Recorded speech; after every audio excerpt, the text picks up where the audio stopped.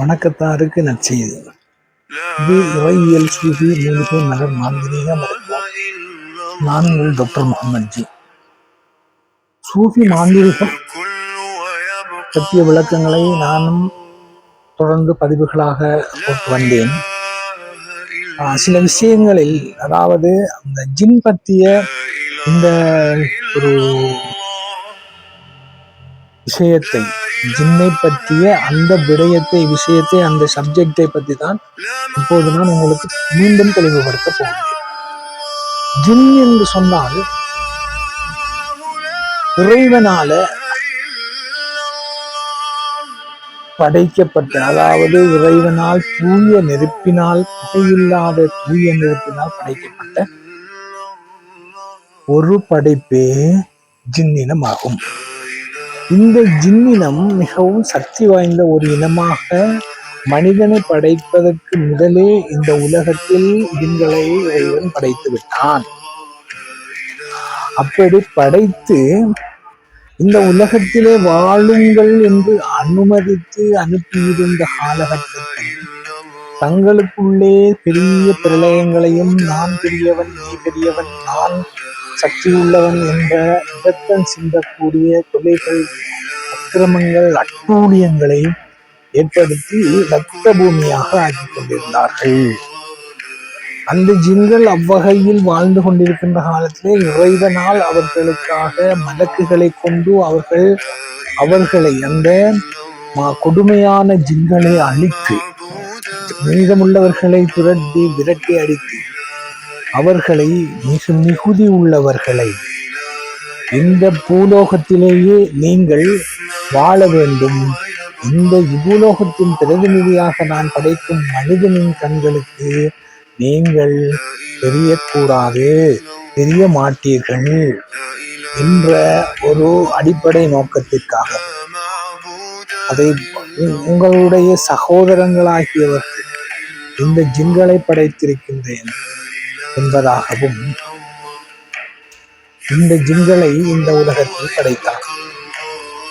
இந்த உலகத்தில் இந்த ஜின்கள் எங்களுடனேயே எங்களோடு ஒட்டி பிணைந்து வாழுகின்றன என்பதுதான் ஒரு ஆச்சரியமான உண்மை. இதில் தேவதைகள் என்றும் தேவ தூதர்கள் என்றும் கூட குறிப்பிடுகிறார்கள். நிச்சயமாக இது தேவதூதர்களோ தேவதைகளோ அல்ல. தேவதைகள் என்பது ஏஞ்சல் என்று சொன்னால் நாங்கள் மலக்குகள் என்று கொள்வோம். இவர்கள் தேவ தூதர்களும் அல்ல, தேவதைகளும் அல்ல. இவர்கள் தனிப்படைப்பு. ஜின் என்று தனி இனமே இருக்கின்றது. இந்த இனம் மிகவும் ஒரு சக்தி வாய்ந்த ஓர் இனம். இது சகல வழிகளிலும் ஒரு மிகவும் சக்தி வாய்ந்த ஒரு இனமாக கருதப்படுகிறது. இந்த ஜின்களை யாரும் வெளியில், அதாவது முஸ்லிம்கள் என்று சொல்லக்கூடிய இஸ்லாமியர்கள் அரபு நாடுகளிலோ மற்ற நாடுகளிலோ வழிபடுவதில்லை. இது முக்கியமான ஒரு விஷயம். எந்த ஒரு முஸ்லிமும் இந்த ஜின்களை வழிபடுவதில்லை. ஆனால் அவர்களுடைய அந்த ஆக்கப்பூர்வமான தன்னிலை அறிந்த ஞானிகள், சூஃபி ஞானிகள் வசப்படுத்தி வைத்துக்கொண்டு அவர்களுடைய வேலைகளை செய்தார்கள். இது அதாவது சுலைமான் நபி அவர்களுக்கு கொடுக்கப்பட்டது போல கொடுக்கப்படவில்லை.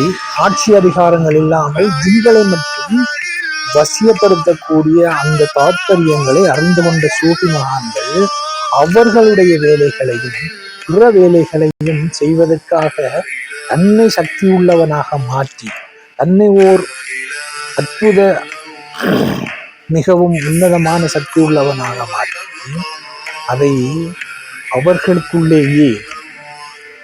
அவர்களேயே அந்த ஜின்களை வசப்படுத்தி தங்களுக்கு தேவையானதும் பிறருக்கு தேவையானதையும் செய்து கொண்டிருந்தார்கள். இதுவே உண்மையான தாத்பரியமான ஒரு நிலையாகும். அதை விடுத்து ஜின்கள் தேவதைகள் என்றும் தேவ தூதர்கள் என்றும் இதை அரபு நாடுகளில் உள்ளவர்கள் வழிபடுகிறார்கள் என்றும் போலியான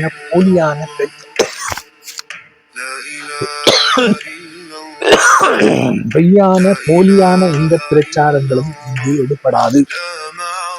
அதாவது ஜின்னை பற்றிய ஜின் என்று சொல்லக்கூடிய அந்த இனத்தை அடிப்படையான விடயங்களை தெளிவாக தெரிந்த பின் அதனை பற்றிய அந்த நுணுக்கமான விஷயங்களையும் அறிந்த பின்னேதான் ஜின்னை பற்றி முதலாவதாக கூற வேண்டும். ஜின்னிலே பல வகையான ஜின்கள் உண்டு, பல இனங்கள் உண்டு, பல பரம்பரையினர் இருக்கிறார்கள். இதிலே எந்த பரம்பரை, அதிலே மிகவும் முக்கியமாக அதாவது இந்த ஜின்கள் ஈமான் கொண்ட ஜின்கள் என்றும் ஒரு வகை ஒரு கூட்டம் இருக்கிறது. இந்த ஈமான் கொண்ட ஜின்கள் முஸ்லிமான முஃமினான ஜின்கள். இவர்கள் நல்லவைகளை மட்டுமே செய்வார்கள். மற்றது இன்னும் ஒரு வகையான ஜின்கள் இருக்கு, ஈமான் கொள்ளாத, அதாவது இறைவன் ஒருவன் என்ற கொள்கையை ஏற்றுக்கொள்ளாத ஜின்கள். இது காஃபிரான ஜின்கள், கெட்ட ஜின்கள். இதைத்தான் நல்ல ஜின்கள் கெட்ட ஜின்கள் என்று பிரிக்கின்றார்களே தவிர நல்ல ஜின்கள் கெட்ட ஜின்கள் என்ற கோட்பாடு இவ்வாறுதான் உருவானது. அதாவது முஃமினான முஸ்லிம்கள் என்று சொல்லக்கூடிய அந்த ஓரிரை கொள்கையை ஏற்றுக்கொண்ட அந்த ஜின்கள் கூட்டத்தை நல்ல ஜின்களாகவும் அதை மறுத்தவர்களானவர்கள் காஃபிர்களாகவும், அதாவது இறை மரபான கெட்ட ஜின்களாகவும் இங்கே பிரித்தறிந்திருக்கிறார். இந்த ஜின்களில் கெட்ட ஜின்கள் தானாகவும் பயப்படுத்தவும் முடியும். ஆனால் நல்ல ஜின்களை தங்கள் சக்தி உள்ளவனாக ஆக்கி, தான் சக்தி உள்ளவனாகி, தன்னை ஒரு ஆறாவின் அந்த சுற்று வட்டத்திலே ஒளி மிளரக்கூடிய அந்த தன்னுடைய ஆறாவை வெளிப்படுத்தி இருந்தால் மட்டுமே அதை வசப்படுத்த முடியும் என்ற ஒரு நிலையில் இது. இந்த ஜின்களிலே பல வகை, அதாவது 21 வகையான ஜின்களை சுலைமான் நபி அலைஹிஸ்ஸலாத்து வஸ்ஸலாம் அவர்களுடைய காலத்திலே, சுலைமான் அவர்களுடைய காலத்தில் 73 வகையான கூட்டத்தை, இது மனிதனுக்கு தீங்கு தரக்கூடியது, மிகவும் அபாயகரமானது என்று அவர்களுடைய ஜெருசலேமிலே இருக்கின்ற மஸ்ஜிதுல் அக்ஸாவில் பாதாள அறையிலே பூட்டி வைக்கப்பட்டுள்ளது. அங்கே பூட்டி வைக்கப்பட்டுள்ள அந்த மனிதனுக்கு மிகவும் தீங்கு விளையக்கூடிய, கேடு விளையக்கூடிய ஆபத்தான ஜின்கள் 73 கூட்டத்தினரை பூட்டி வைத்திருக்கிறார். இன்னும் ஒரு 21 கூட்டம் மனிதனோடு மனிதனாக இருந்து நட்பாக பழகி உதவிகள் செய்யக்கூடிய 21 வகை வம்ச கூட்டங்கள், ஜின் கூட்டங்கள் எங்களோடு இருக்கிறார்கள், எங்களோடு வாழ்ந்து கொண்டிருக்கிறார்கள். அவர்களை நாங்கள் குறிப்பிட்டவர்களை எங்களால் வசியப்படுத்தி அதாவது ஹாலியராக்கி எடுக்க முடியும் என்று சூஃபி மகான்கள் எடுத்தும் காட்டியும் இருக்கிறார்கள். முதலிலே இந்த ஜின்கள் கூட்டமும் சைத்தான் என்று சொல்கின்ற சாத்தான் கூட்டமும் இரண்டும் ஒரே கூட்டத்தை சேர்ந்தது. சாத்தான் வழிகெடுக்கக்கூடியவன், அதாவது சைத்தான். இந்த ஜின்கள் முஃமினான நல்ல ஜின்கள். இந்த நல்ல ஜின்கள் ஓர் இறை கொள்கையையும் நம்ம இறைவன் இருக்கின்றான் என்ற ஒரு பய அச்சத்தில் மஸ்ஜிதுகளில் நம்பியும் முஸ்லிம்களாக வாழக்கூடிய இந்த ஜின்களை வசப்படுத்துவதற்கு பிற கோட்பாடுகள், அதாவது வசப்படுத்தக்கூடிய கோட்பாடுகள் சிலரை அறிந்தால் மட்டுமே அந்த சாலிஹான முஃமினான நல்ல ஜின்களை வசப்படுத்த முடியும். எல்லோராலும் வசப்படுத்தவும் முடியாது. எந்த இனத்தை வசப்படுத்த என்று தெரியாமலும் கூட வசப்படுத்தவும் முடியாது. ஆகவே ஜின்களை வசப்படுத்துவது என்பதும் ஜின்களை வைத்து வேலை வாங்குவது என்பதும் ஒரு அபூர்வமான செயல். முதலில் தாங்கள் ஒழுக்க சீலர்களாக, அறநெறியில் உள்ளவர்களாக, மனதை கட்டுப்படுத்தக்கூடியவர்களாக, ஆழ்மனதினால் ஆழ் தியானங்களை புரியக்கூடியவர்களாக மாற வேண்டும். அவர்கள் மாறி அந்த பயிற்சியில் ஈடுபட்டு அந்த பயிற்சியை முழுதாக செய்து தன்னை ஒரு ஆறாவின் ஒளிவட்டத்தை வெளிப்படுத்தக்கூடிய ஒருவனாக ஆக்கிக்கொண்ட பின்தான் இந்த ஜின்களை, முஃமினான நல்ல ஜின்களை வசப்படுத்த ஹாலிராக்க முடியும் என்பது பரீட்சித்து சூஃபி மகான்களால் தெளிவாக உறுதிப்படக்கூடியிருக்கின்ற ஒரு விஷயமாகும். அது மட்டுமல்லாது இது இப்படித்தான் செய்ய வேண்டும், இதை இப்படித்தான் வழிமுறைக்கு கொண்டு வர வேண்டும், இதை இப்படித்தான் இந்த ஜின்களை ஹாலிராக்க வேண்டும் என்ற சில வழிமுறைகளையும் படிமுறைகளையும் அவர்களுடைய கிதாபுகளில், அதாவது புத்தகங்களிலும் ஏடுகளிலும் தெளிவாகவும் விரிவாகவும் குறிப்பிட்டிருக்கிறார்கள்.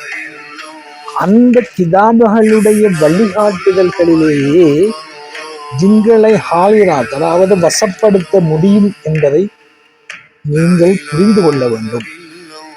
அவர் கொடுக்கிறார், இவர் கொடுக்கிறார், அங்கே கடையில் வாங்கும் இது மிட்டாய் கட்டி அல்ல, இது சக்தி, நெருப்பு, அதாவது பூமியில் இருக்கின்ற, அதாவது புகையில்லாத நெருப்பினால் படைக்கப்பட்ட ஒரு சக்தி, மிகவும் சக்தி வாய்ந்த சக்தியை தன்னை படுத்துவதற்கு பெட்டியிலோ தகட்டிலோ அடைத்து கொடுக்க முடியாது என்பதை சகோதரர்களே நீங்கள் தெளிவாக விளங்கிக் கொள்ளுங்கள். இங்கே உலகத்திலே சில இடங்களிலே வியாபார பொருளாகிவிட்டது ஜின். ஜின்னை வியாபாரம் பண்ணுவதற்காகவும் ஜின்னை வியாபாரத்திற்காகவும் தன்னுடைய வாழ்க்கையை அவர்கள் என்னென்னமோ சொல்லிக் கொண்டு அழைகிறார்கள். வியாபாரமா பொருளாகி போன ஜின்கள். இந்த ஜின்களில் என்னென்ன ஜின்கள் என்னென்ன வேலைகளை செய்யும் என்பதையும் கூட அறிந்திருக்காதவர்கள் தான் இன்று ஜின்னை பற்றிய ப்ரொபோஷராக, அதாவது என்ன சொல்வார்கள் என்றால் விரிவுரையாளர்களாக இருக்கிறார்கள். இந்த வகை எந்த இன ஜின்கள் என்னென்ன வேலைகளை செய்யும் என்பதை குறிப்பாக தெரிந்திருக்கிறது. அந்த வகை ஜின்கள் அந்த வகை வேலைகளை மட்டுமே செய்யும். ஒரு ஜின், ஒரு உலஜின், ஒரு வம்சஜின், ஒரு இன ஜின் எல்லா வேலைகளையும் செய்யாது. இது முதல் நீங்கள் அறிந்து கொள்ள வேண்டிய விஷயங்கள். ஜின்னை பற்றிய முழுமையான பாடங்களை படித்த பின்னால் ஜின்னை நீங்கள் ஹாலிராக்க முடியும், அதாவது வசப்படுத்தவும் வசியப்படுத்தவும் தனக்குண்டான வேலைகளை செய்விக்கவும் முடியும். எல்லா ஜின்களையும் வசப்படுத்தவும் வசியப்படுத்தவும் முடியாது என்பதை தெளிவாக விளங்கிக் கொள்ளுங்கள் மக்களே. உங்களுக்காகத்தான் இந்த பதிவை நான் எடுக்கின்றேன். மீண்டும் இதன் தொடர்ச்சியை இன்னொரு பதிவில் எடுக்கின்றேன். உங்களை நான் வினயமாக வேண்டிக் கொள்வது, உங்களை நான் வினயமாக வேண்டிக் கொள்வது என்னவென்றால், ஜின்னை பற்றி முழுமையாக படியுங்கள். முழுமையாக படித்த பின் மட்டுமே ஜின்னை வசியப்படுத்த முடியும்.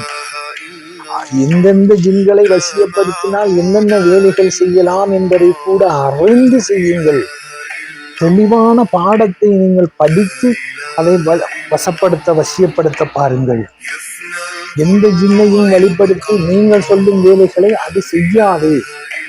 இது அடிப்படை பாடங்களிலிருந்து ஜின் என்றால் என்ன, ஜின் யார், ஜின் எந்த வம்சத்தை சேர்ந்தது, ஜின்களில் எத்தனை வகையுண்டு என்பதை தெரிந்து அறிந்து படித்து அதை உங்களுக்கு தேவையான ஜின்களை, அதில் உங்களுக்கு தேவையான எத்தனை வம்சத்தை சேர்ந்த ஜின்கள், இத்தனை ஜின் வம்சம் தேவை என்பதை எல்லாம் உணர்ந்து, எத்தனை ஜின்கள் தேவை என்பதை உணர்ந்து நீங்கள் எடுத்து வசப்படுத்தி ஹாலிராக்கி வேலைகளை, உங்களுடைய தேவைகளையும் பிற தேவைகளையும் செய்ய கற்றுக்கொள்ள வேண்டும்.